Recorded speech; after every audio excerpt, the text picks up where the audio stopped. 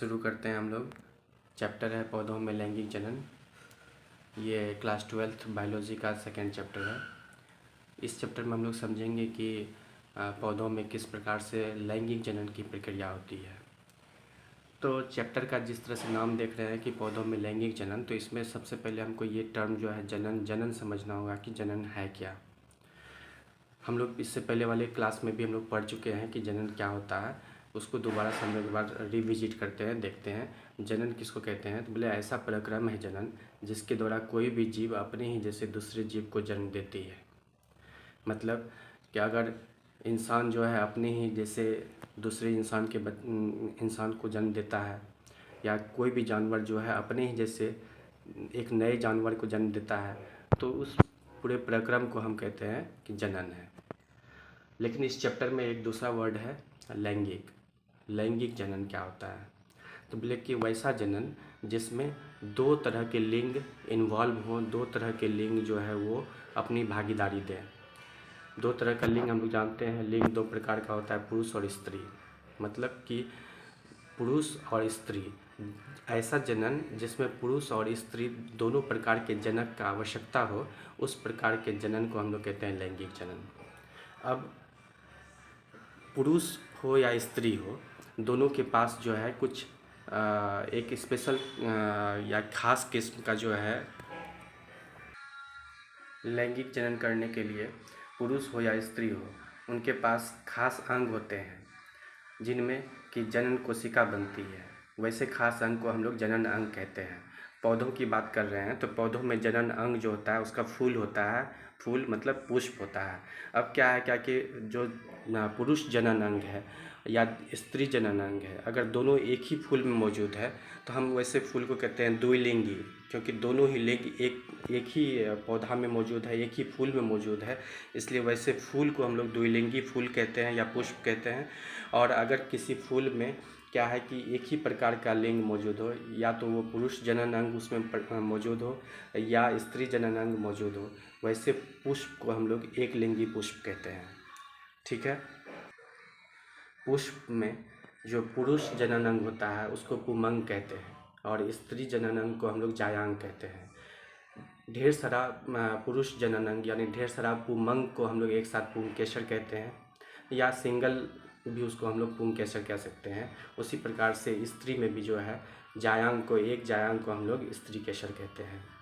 अगर हम लोग स्ट्रक्चर देखते हैं तो यहाँ पर हमको उसका दिखता है क्या कि किस प्रकार से जो है वो फीमेल रिप्रोडक्टिव पार्ट जो है, यानी क्या कि स्त्री केसर जो है वो इस प्रकार से दिखेगा। मतलब एक जायांग जो है इस प्रकार से दिखता है, जिसमें कि ऊपर के भाग को हम लोग कहते हैं वर्तिकाग्र, बीच में जो ट्यूब टाइप का जो है पाइप नली टाइप का जो स्ट्रक्चर है उसको हम लोग वर्तिका कहते हैं, और नीचे में फूला हुआ स्ट्रक्चर होता है जिसको हम लोग एक सैक प्रकार का होता है, मतलब एक थैला प्रकार का स्ट्रक्चर होता है जिसको हम लोग अंडाशय कहते हैं।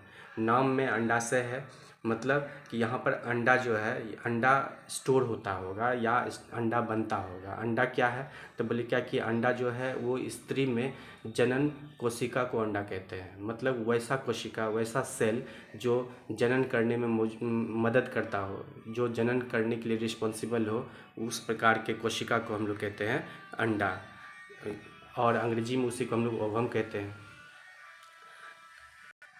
फिर अगर पुरुष का जनन अंग को देखते हैं यानी पुंकेसर को देखते हैं, तो पुंकेसर जो है वो इस प्रकार से, ये जो हम दिख रहा है ये पुंकेसर है। ये स्ट्रक्चर ये आप लोगों ने देखा होगा फूल में। तो ये नीचे वाला जो भाग है यहाँ पर ये नीचे वाला जो भाग है इसको हम लोग तंतु कहते हैं, इसको हम लोग तंतु कहते हैं। और ये ऊपर वाला जो भाग है, ये वाला हो चाहे ये वाला हो, इसको हम लोग कहते हैं, इसको हम लोग परागकोश कहते हैं। इसको हम लोग परागकोश कहेंगे। तो ये परागकोश जो है इसको जब स्टार्टिंग में ये बनता होगा तो किस प्रकार से बनता होगा, तो बोले कि इसको ये दिख रहा है यहाँ पर हमको पराग कोश जो है ये लग रहा है कि जैसे कि दो ठो कुछ आपस में सटा हुआ है, तो इसको हम कहते हैं लोब है। प्रत्येक दोनों हिस्से को हम लोग लोब कहते हैं। तो यहाँ पर हम लोग दिख रहा है कि ये डबल लोब्ड होता है, मतलब कि बाय लोब्ड होता है। इसको हम लोग कट करके अगर देखेंगे ना तो वो कुछ इस प्रकार से हमको दिखाई देगा। तो ये दिख रहा है यहाँ पर हमको ये बाय लोब दिख रहा है, ये लोब नंबर 1, ये लोब नंबर 2। ये लोब नंबर 1 जो है, ये लोब नंबर 1, ये पूरा का पूरा ये लोब नंबर 1 है। इधर का लोब नंबर ये 2 हो जाएगा। ये दो ठो लोब है, लेकिन अंदर में जब हम देखते हैं तो यहाँ चार, एक यहाँ एक, ये दूसरा, ये तीसरा, ये चौथा, ये चार कोष्ठक हमको दिखाता है, चार कोष्ठ दिखाता है, यानी चार अंदर में खांचा दिखाई देता है। ये चारों खांचे में जो है ऊपर से लेकर नीचे तक जो है क्या भरा हुआ रहता है, तो बोले परागकण भरा हुआ रहता है। और ये जो बीच में ये लाइन टाइप का दिख रहा है, गड्ढा टाइप का दिख रहा है, यहीं से ये क्या होता है, फटता है। जब ये पराग कोश जो है पूरी तरह से जो है पक जाता है तो यहाँ से ये फटेगा और फिर वो डस्टिंग होगा, इस परागकण का जो है डस्टिंग होगा। परागकण क्या है, तो जिस प्रकार से हम लोग जो है स्त्री केसर में देखें कि स्त्री केसर में देखें क्या कि इस जगह पे जो है यानी अंडाशय में जो है अंडा बनता है। और अंडा क्या है, तो बोले वैसा कोशिका है जो जनन करवाता है। उसी प्रकार से जो है हमको यहाँ पर पुंकेसर में हमको दिखता है क्या कि यहाँ पर परागकण होता है, और ये परागकण भी क्या है, जनन कोशिका है। ये जनन कोशिका परागकण जब यहाँ पर अंडा के साथ में उसका मिलन होता है अर्थात निषेचन होता है, तब जाके जो है वहाँ पर एक भ्रूण बनता है, मतलब कि एम्ब्रियो बनता है। तो फिर से एक बार समझते हैं कि ये जो है परागकोश है। इस परागकोश के अंदर जो है हम देखते हैं कि चार कोष्ठक होता है, चार खांचा होता है। इस चारों खांचा में जो है ये हम दिखा के यहाँ पर रखे हैं कि चारों खांचा में हमको यहाँ पर परागकण मौजूद रहेगा। जब ये परागकोश पूरी तरह से राइपन हो जाएगा, पूरी तरह से ये पक जाएगा, तो ये जो यहाँ धंसा हुआ स्ट्रक्चर है इसको बोलते हैं लाइन ऑफ डेहिसेंस, मतलब कि इसी लाइन से ये फटेगा। तो ये क्या होता है क्या कि ये परागकण जो है इसका डस्टिंग होता है, इसका डस्टिंग होगा इस प्रकार से। कहाँ पर, वर्तिकाग्र पर। अब कैसे डस्टिंग होगा, तो बोले एक फूल है, मान लेते हैं वो फूल क्या है, द्विलिंगी फूल है। द्विलिंगी कहने का मतलब उसमें पुरुष जनन अंग भी है और स्त्री जनन अंग भी है। तो वहाँ पर उस पुरुष जनन अंग और स्त्री जनन अंग का जो है अरेंजमेंट इस प्रकार से होता है कि जैसे ये स्त्री जनन अंग है जिसको हम स्त्री केसर बोलते हैं या जायांग बोलते हैं, तो यहाँ पर जो है इसी के साथ में अटैच्ड रहता है पुंकेसर जो है इसी के साथ जो है इस तरह से अटैच्ड रहेगा। ये दो ठो हम बना रहे हैं, मतलब बाइलोब्ड है। अब इस तरह से जो है ये नीचे रहता है, इसका वर्तिकाग्र नीचे रहता है, और ये पुंकेसर का जो है पोजीशन ये उसके ऊपर होता है, यानी परागकोश जो है ये ऊपर में रहता है। जब ये लाइन ऑफ डेहिसेंस यहाँ से ये फटता है तो डस्टिंग होगा, इसका परागकण जो है ये कहाँ आएगा, वर्तिकाग्र पे आएगा। ये एक मेथड है। या फिर दूसरा मेथड इस तरह से होगा, किसी भी जो है कीट के द्वारा यानी किसी भी जो है इंसेक्ट्स के द्वारा जो है ये परागकण जो है इंसेक्ट्स के जो है पाँव में सटेगा। उसके जो है जब वो इंसेक्ट्स या वो तितली जो है वो वापस जब इस पर बैठेगा तो उसके पैर से यहाँ पर वो लग जाएगा, यानी कि डस्टिंग हो जाएगा। और इस प्रोसेस को मतलब क्या कि ये जो परागकोश है, परागकोश से परागकण जो है जब वर्तिकाग्र पर छिड़काव होता है उसका, इस पूरे प्रक्रम को हम लोग कहते हैं परागन। जब परागन हो जाता है तो यहाँ पर क्या आ जाएगा, परागकण आएगा। परागकण जो है यहाँ पर उसके बाद उसका जर्मिनेशन होगा। जिस प्रकार से हम देखते हैं अंकुरन होता है क्या चीज़ का, तो एक चना का अंकुरन होता है, फिर उसमें से जो है छोटा सा जो है स्मॉल बेबी प्लांट निकलता है। उसी प्रकार से जो है यहाँ परागकण का जो है क्या होगा, अंकुरन होगा। फिर उसमें से एक ट्यूब टाइप का कुछ निकलेगा, मतलब ट्यूब जो है वो डेवलप करेगा, जो कि इस वर्तिकाग्र के बीचों बीच से होके कहाँ तक जाएगा, तो बोले क्या कि अंडाशय के पास जाएगा। और फिर उस परागकण के अंदर जो है वो मेल गैमीट के हैं, यानी कि जो नर युग्मक है जो कि फाइनली क्या करवाएगा, तो बोले क्या कि अंडा के साथ में उसका मिलन करवाएगा। यानी कि अंडा के साथ मिलन जिस चीज़ का होगा उसको नर युग्मक बोलते हैं, और अंडा को हम लोग मादा युग्मक कहेंगे। यानी युग्मक, युग्म मतलब होता है मिलना, तो युग्मक मतलब जो मिले, मतलब क्या कि पुरुष में पुरुष का जो है जो पराग कोश है, पराग कोश में परागकण है और ये परागकण का जो है छिड़काव होता है वर्तिकाग्र पर, जिस प्रक्रम को हम लोग परागन कहते हैं। और ये परागन के थ्रू जो है यहाँ का परागकण जो है आ जाएगा वर्तिकाग्र पर, फिर वर्तिकाग्र पर जो है इसका क्या होगा, तो अंकुरन होगा यहाँ पर, और फिर उसमें से एक ट्यूब निकलेगा जो कि वर्तिकाग्र के बीचों बीच से वो पार करते हुए कहाँ तक जाएगा, तो बोले कि वो अंडाशय तक जाएगा। और फिर वो ट्यूब अपने अंदर में जो नर युग्मक है, मतलब वो कोशिका जो फाइनली जो है अंडा के साथ मिलेगा, वो नर युग्मक जो उस ट्यूब के माध्यम से पहुंच जाता है अंडाशय में। और अंडाशय में पहुंचने के बाद जो है वहाँ पर पहले से मौजूद अंडा है, यानी मादा युग्मक है, और वो मादा युग्मक के साथ में नर युग्मक का मिलन होगा जिसको हम लोग निषेचन कहते हैं। और फिर निषेचन की प्रक्रिया के बाद जब दोनों कोशिका आपस में मिल जाएगा तो फिर एक नया कोशिका बनेगा जिसको हम लोग युग्मनज कहते हैं। और वही युग्मनज जो है आगे चल के जब वो माइटोसिस सेल डिवीजन से ढेर सारा कोशिका बनाएगा तो फिर उसको हम लोग कहेंगे कि ये क्या है, तो वहाँ पर एम्ब्रियो बनेगा। अंग्रेजी में एम्ब्रियो बोलेंगे और हिंदी में हम लोग भ्रूण कहते हैं। और वो भ्रूण जो है कहाँ बनता है, तो बोले कि यहाँ पर जो है अंडाशय के अंदर में ओव्यूल होता है जिसको हम लोग बीजांड कहते हैं। इस बीजांड तक जो है पहुँचता है ये ट्यूब, और बीजांड के अंदर जो है वो नर युग्मक जाता है और बीजांड के अंदर ही मादा युग्मक होता है। वहीं पर बीजांड के अंदर ही उसका जो है निषेचन होता है और फिर निषेचन के बाद युग्मनज बनता है जो कि एक कोशिका होता है, पहला कोशिका होता है आफ्टर निषेचन। निषेचन के बाद पहला कोशिका जो बनता है वो क्या है, तो युग्मनज है। वो कहाँ बनेगा, तो बोले बीजांड के अंदर। और ये बीजांड नाम क्यों पड़ा, क्योंकि ये अंडा ऐसा है जो कि बाद में आगे चल के बीज बनाएगा, इसलिए हम कहते हैं इसको बीजांड। तो ये चूँकि अब बीज के अंदर ही क्या बनने वाला है, तो निषेचन हुआ है बीज के अंदर, मतलब कि वो कोशिका जो आगे चल के बीज बनेगा उसके अंदर निषेचन हुआ है, उसी के अंदर पहला कोशिका, दोनों के मिलने से पहला कोशिका अर्थात युग्मनज बना है। और वही युग्मनज जो है आगे चल के जो है ढेर सारा कोशिका बनाया जिसको हम लोग कहते हैं भ्रूण। और फिर वो भ्रूण कहाँ बना है, तो बोले इस बीजांड के अंदर। तो ये बीजांड जो है समय के साथ साथ जो है क्या हो जाएगा, तो बोले कि एक बीज के रूप में परिवर्तित हो जाएगा। और बीज के अंदर जो है क्या बना हुआ है, तो बोले भ्रूण बना हुआ है। और यही बीज जब हम लोग मिट्टी के अंदर दे देंगे तो फिर जो है अंदर में जो भ्रूण है वो डेवलप करेगा, उससे जो है क्या होगा, बेबी प्लांट निकलेगा, छोटा सा पौधा निकलेगा। और फिर उसका जो है मतलब कि उससे एक नया पौधा बनेगा। ये पूरा प्रोसेस था किस चीज़ का, पौधों में लैंगिक जनन का। अर्थात पौधों में लैंगिक जनन अगर होना है तो फूल का होना आवश्यक है।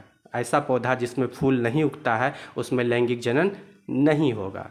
तो लैंगिक जनन होने के लिए फूल का होना जरूरी है। और अगर फूल है तो फूल दो प्रकार का होगा, एक लिंगी और द्विलिंगी। ये हम फिर से रिवीजन कर रहे हैं, एक लिंगी और द्विलिंगी फूल होगा। एक लिंगी किसको कहेंगे, वैसा फूल जिसमें या तो केवल नर जनन अंग है, अर्थात या तो केवल पुंकेसर है या केवल स्त्री केसर है, तो वैसे फूल को हम लोग कहते हैं एक लिंगी पुष्प। और वैसा फूल जिसमें दोनों प्रकार का मतलब नर जनन अंग और मादा जनन अंग, अर्थात जिसमें पुंकेसर और स्त्री केसर दोनों मौजूद होगा, वैसे फूल को हम लोग द्विलिंगी पुष्प कहते हैं। ठीक है। अब अगर नर जनन अंग की बात करते हैं तो यहाँ पर नर जनन अंग हम दिखाए हैं जिसको हम लोग कहते हैं पुंकेसर। पुंकेसर का दो हिस्सा होता है, ऊपर में परागकोश होता है और नीचे वो पतला से डंटी टाइप का होगा जिसको हम कहेंगे तंतु। और ये परागकोश जो है ये दो लोब का होता है। यहाँ पर हमको दिख रहा है ये पहला लोब है और ये दूसरा लोब है, दो लोब होता है इसलिए इसको कहते हैं ये बायलोब्ड होता है, यानी बाय मतलब दो और दो लोब का बना हुआ होता है। इसको जब हम कट करके देखते हैं तो इसके अंदर देखते हैं चार खांचा होता है। ये हम यहाँ पर करके तभी भी समझाए थे कि इस प्रकार से ये जो है एक लोब हुआ, एक ये दूसरा लोब हुआ, तो इसको बीच से हम कट किए हैं तो बीच में से हमको दिख रहा है कि चार खांचा है। इसमें चारों खांचा में भरा हुआ क्या है, तो बोले परागकण भरा हुआ है। ठीक है। अब बात करते हैं यहाँ पर स्त्री केसर का। स्त्री केसर जिसको कि जायांग भी कहते हैं, तो स्त्री केसर का स्ट्रक्चर में हम देखते हैं तीन हिस्सा होता है। सबसे ऊपर में वर्तिकाग्र होता है, उसके बाद नीचे ट्यूब टाइप का होता है जिसको वर्तिका कहते हैं, और फिर नीचे फूला हुआ स्ट्रक्चर होता है जिसको अंडाशय कहते हैं। अंडाशय के अंदर जो है बीजांड होता है और बीजांड के अंदर जो है वहाँ पर मादा युग्मक बनता है। मादा युग्मक यानी अंडा बनता है। मादा युग्मक किसको कहेंगे? तो बोले वो कोशिका जो फाइनली नर युग्मक के साथ मिल के भ्रूण बनाता हो, उसको हम भ्रूण आगे चल के बनाएगा। सबसे पहले युग्मनज बनाएगा, फिर भ्रूण बनाएगा। वैसे कोशिका को हम लोग मादा युग्मक कहते हैं। और वो मादा युग्मक कहाँ बनेगा? तो बोले अंडाशय के अंदर मौजूद बीजांड है, बीजांड के अंदर। ठीक है। अब यहाँ पर जो है ये है पुंकेसर। पुंकेसर के अंदर में जो है ये जो खांचा, 4 खांचा है, इसमें इसको अंग्रेजी में माइक्रोस्पोरेंजियम कहते हैं। और इसमें जो है हम क्या देखते हैं कि इसमें हमको माइक्रोस्पोर मौजूद होता है, अर्थात इसमें जो है क्या मौजूद होता है? बोले परागकण मौजूद होता है। अब परागकण जो है ये इस परागकण एक स्ट्रक्चर है जो कि इस प्रकार से गोल होगा और बीच में जो है उसमें क्या होता है? तो बोले न्यूक्लियस होता है। और फिर इसके बाहर से भी एक क्या होता है? एक आवरण होता है इस प्रकार से, जो कि रफ होता है। ये स्ट्रक्चर है परागकण का। तो इस प्रकार से ये परागकण का जो है स्ट्रक्चर होता है। बाहर में जो ये परत है ये बहुत ही हार्ड होता है, बहुत कड़ा होता है, जो कि इस पूरे परागकण को जो है प्रोटेक्ट करके रखता है। इसमें से जो पानी का मात्रा है इसको लॉस होने से बचाता है, डेसिकेशन से बचाता है, मतलब लॉस ऑफ वाटर से इसको बचाता है। बाहर के जो ये परत है बहुत हार्ड होता है, जिसको हम लोग बोलते हैं एक्साइन। अंग्रेजी में लिखते हैं EXINE, एक्साइन। और इसको हिंदी में भी हम लोग एक्साइन लिख सकते हैं। ठीक है। और अंदर वाला जो ये परत है इसको हम लोग बोलते हैं इंटाइन, INTINE, इंटाइन। हिंदी में भी इसको हम इंटाइन लिख सकते हैं। ठीक है। और यहाँ पर हम थोड़ा सा जगह छोड़े हुए हैं, इसको हम लोग बोलते हैं जर्म पोर। इसको क्या बोलते हैं? GERM, जर्म, PORE, पोर। और यही जर्म पोर जो है इस जगह से जो है ये जब इस पूरे परागकण का जो है क्या होगा? अंकुरन होगा, तो यहीं से जो है एक ट्यूब निकलेगा। किस प्रकार से? तो ये अंदर वाला जो इंटाइन है जो थोड़ा फ्लेक्सिबल होता है, यही इंटाइन बाहर में इस तरह से बढ़ना शुरू हो जाएगा। ये इस तरह से करके ये ट्यूब बनाना शुरू कर देगा। और इसी ट्यूब के अंदर से ये जो न्यूक्लियस है, मतलब ये जो केंद्रिका है, ये ट्यूब के अंदर से होते हुए कहाँ तक पहुँचेगा? तो बोले इस वर्तिकाग्र के बीचों बीच ट्यूब पार करेगा। उसी के बीच में से वो केंद्रिका ये जो है कहाँ तक जाएगा? तो बोले कि यहाँ अंडाशय के अंदर जाएगा। और अंडाशय के अंदर कहाँ घुसेगा? तो बोले बीजांड के अंदर घुसेगा। अब यहाँ पर इसको अगर देखें तो इंटाइन, इसको अगर देख रहे हैं तो ये सिंपल भाषा में हमको समझ में आ गया। इसके विषय में हम लोग डिटेल में पढ़ेंगे कि ये केंद्रिका जो है ये डिवाइड होकर 2 केंद्रिका बनाता है। एक वेजिटेटिव बोलते हैं, एक जनरेटिव बोलते हैं।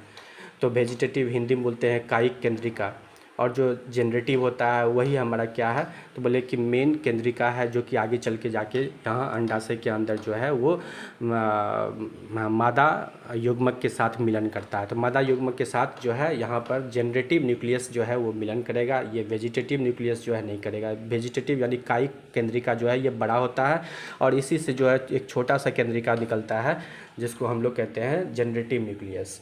तो ये सब हम लोग बाद में डिटेल में पढ़ेंगे। अभी बस क्या था कि पौधों में लैंगिक जनन कैसे होता है, इसको बहुत सिंपल भाषा में हम समझना चाहते थे।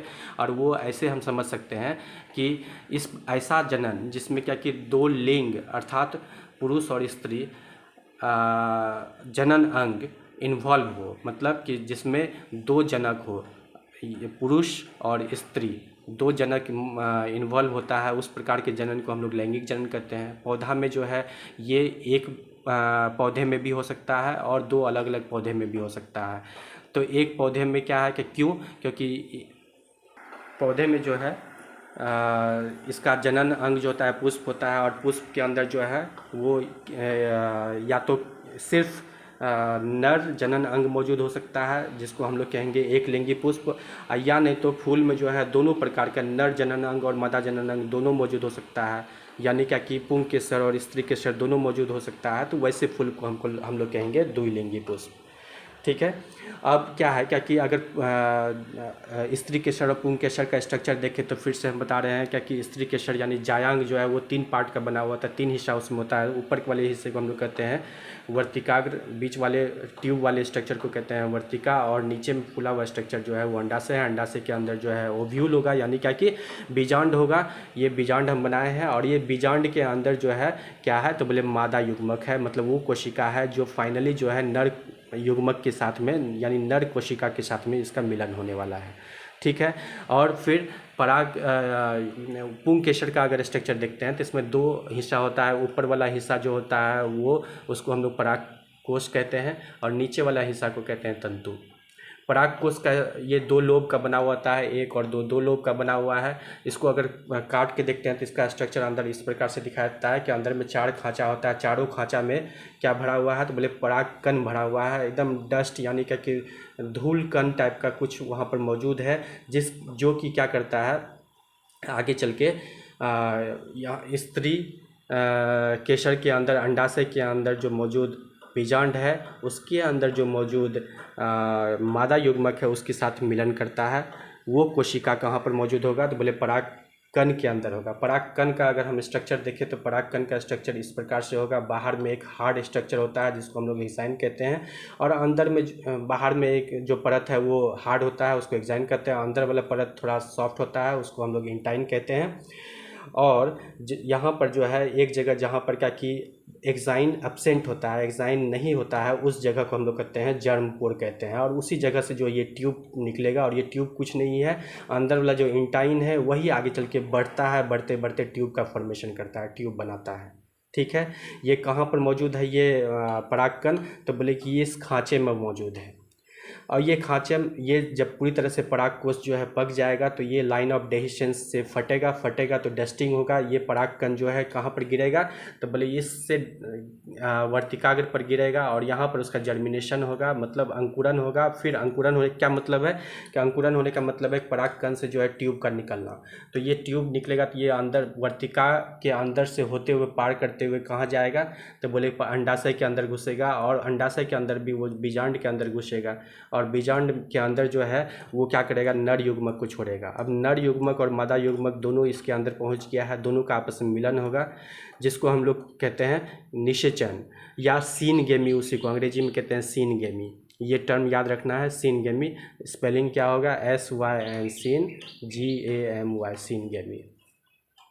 तो सीनगेमी यानी निषेचन होगा, नर युग्मक और मादा युग्मक का आपस में मिलन होगा। दोनों का जब मिलन होगा तो दोनों मिलके एक कोशिका बनाएगा, जिस कोशिका को हम लोग युग्मनज कहते हैं। यही युग्मनज जो है आगे चल के ढेर सारा कोशिका बनाएगा, जिसको हम लोग एम्ब्रियो कहेंगे, या नहीं तो उसी को भ्रूण कहेंगे। और समय के साथ साथ जो है क्या होगा, तो बोले कि फूल का जो है पंखुड़ी वगैरह झड़ जाएगा, और फाइनली इसका ग्रोथ होना शुरू हो जाएगा, मतलब अंडाशय का ग्रोथ होना शुरू हो जाएगा। ये अंडाशय आगे चल के फल में कन्वर्ट हो जाएगा, फल बन जाएगा, और अंदर में जो ये बीजांड था वो बीज बन जाएगा, और बीज के अंदर भ्रूण जो है वो मौजूद रहेगा।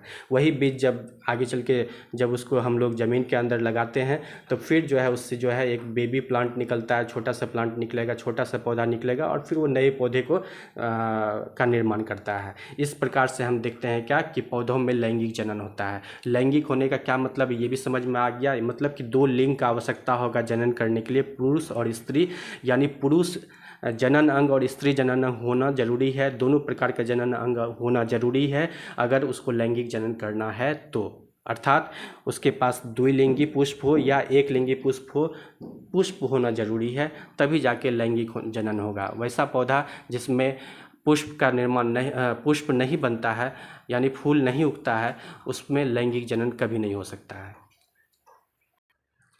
अब अगर पौधों में लैंगिक जनन का स्टेजेस को देखते हैं, क्योंकि पूरे लैंगिक जनन को जो है कितने स्टेजेस में हम लोग डिवाइड कर सकते हैं, कितने अलग अलग जो है उसको चरण में हम लोग विभाजित कर सकते हैं। तो लैंगिक जनन को पौधों में जो है 3 चरण में हम लोग डिवाइड कर सकते हैं। पहला चरण है निषेचन पूर्व का प्रक्रम, और फिर दूसरा चरण है निषेचन होना, और तीसरा चरण है निषेचन बाद का प्रक्रम। ठीक है। निषेचन पूर्व का प्रक्रम में क्या क्या होता है, तो बोले निषेचन के पहले जो है नर और एवं मादा युग्मक का बनना और नर युग्मक का मादा युग्मक तक पहुंचना, ये सब निषेचन के पहले का काम है। फिर निषेचन में नर युग्मक और मादा युग्मक चूँकि एक जगह पहुंच चुका रहेगा, तो निषेचन के टाइम में नर युग्मक एवं मादा युग्मक का मिलन होगा। और फिर निषेचन होने के बाद क्या होता है, बोले युग्मनज और भ्रूण का बनना एवं भ्रूण का विकास। तो यहाँ जो मेन इम्पोर्टेंट चीज़ है वो है क्या कि किस प्रकार से जो है नर युग्मक जो है और मादा युग्मक जो है वो कैसे बनता है, और वो कैसे जो है नर युग्मक मादा युग्मक तक कैसे पहुंचता है। ठीक है, ये सब हम लोग डिटेल में नेक्स्ट वीडियो में देखेंगे। फिर निषेचन का प्रोसेस को हम लोग डिटेल में देखेंगे नेक्स्ट वीडियो में। और फिर ये भ्रूण जो है इसका विकास को जो है हम लोग देखेंगे। ये भ्रूण का विकास जो है ये क्वेश्चन जो है बहुत इंपॉर्टेंट होता है। भ्रूण का विकास को जो है इसको डायग्रामेटिकली और पूरा एक्सप्लेन करके जो है हमको दिखाना पड़ेगा एग्जाम में। ये एग्जामिनेशन पॉइंट ऑफ व्यू से काफ़ी इंपॉर्टेंट है कि पौधों में भ्रूण का विकास को समझाइए। तो ये सब क्वेश्चन को जब हम लोग डिटेल में हम लोग देखेंगे तो फिर इससे कोई भी क्वेश्चन आएगा तो हम लोग आराम से उसको कर पाएंगे, जो कि नेक्स्ट वीडियो में हम लोग बारी बारी से एक एक करके सबको पढ़ने वाले हैं।